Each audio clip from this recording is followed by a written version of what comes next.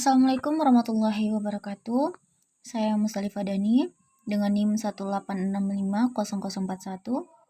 Di sini saya akan menjelaskan materi tentang model RAD, Rapid Application Development.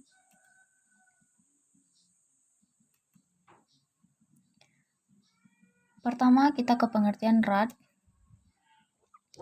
Jadi RAD model adalah model proses pengembangan perangkat lunak yang bersifat increment terutama untuk pengerjaan yang pendek. RAD model dibagi menjadi beberapa modul dan dikerjakan secara bersama-sama dan sesuai dengan waktu yang ditentukan. Tahapan-tahapan metode RAD. Di sini bisa kita lihat. Ada communication planning. Untuk tim yang pertama adalah modeling dan construction. Untuk tim kedua adalah modeling dan construction. Yang ketiga, tim modeling dan construction di sini dia business modeling, data modeling, proses modeling.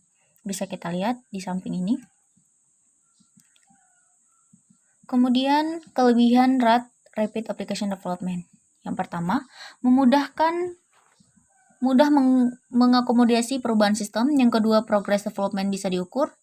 Ketiga, waktu iterasi bisa diperpendek. Yang keempat, mengurangi waktu development, kemudian mempermudah untuk mendapatkan feedback user. Kemudian cocok untuk sistem yang berbasis komponen dan terukur.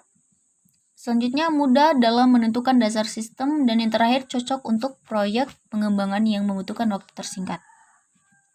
Sedangkan kekurangan RAD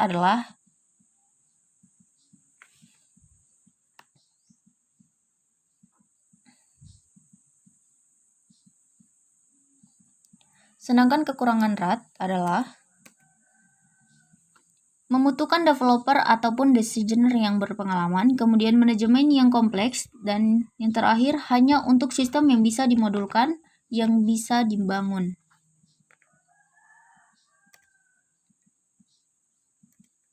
Selanjutnya, penerapan Rapid Application Development dalam sistem peniagaan elektronik furniture.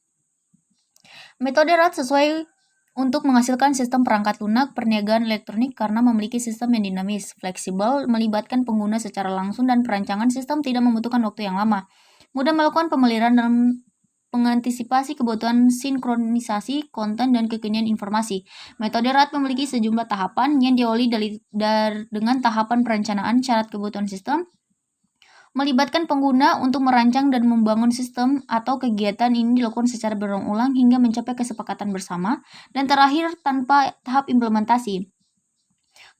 Kebutuhan ini selaras dengan tujuan penelitian, yaitu menghasilkan sistem perniagaan elektronik furniture karena memiliki kemampuan interaksi personal dengan setiap pengunjung melalui informasi yang bersifat real time. Hasil penelitian memperlibatkan sistem perangkat lunak perniagaan elektronik ini dapat menjadi terobosan baru dalam cara dan mekanisme berinteraksi dengan pengunjung atau pelanggan. Aliran informasi menjadi lebih interaktif dan transparan, pelayanan yang lebih spesifik atau khusus untuk setiap pelanggan, kemudahan konsultasi dalam pembelian produk furniture, dapat menampung jumlah produk furniture lebih banyak tanpa terkendala luas bangunan.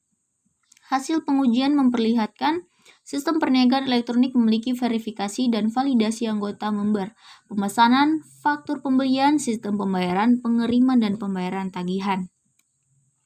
Implementasi metode Rational Unified Process dalam pengembangan sistem administrasi kependudukan. Pelayanan administrasi kependudukan saat ini masih dilakukan secara konvensional, khususnya di tingkat RT dan RW, seperti ketika membuat surat keterangan masih menggunakan selembar kertas yang ditulis dengan sebuah alat tulis. Kemudian sebagai laporan ketua RT, harus mencatat laporan tersebut dalam buku besar. Hal tersebut sangat membutuhkan waktu proses yang relatif lama. Kelemahan lainnya adalah kesalahan penulisan dalam pendataan, kerangkapan data ataupun data yang hilang maupun rusak, sehingga menjadikan faktor penghambatan untuk mengelola data penduduk dan mendapatkan informasi yang seharusnya dapat terselesaikan dengan proses yang cepat dan efisien.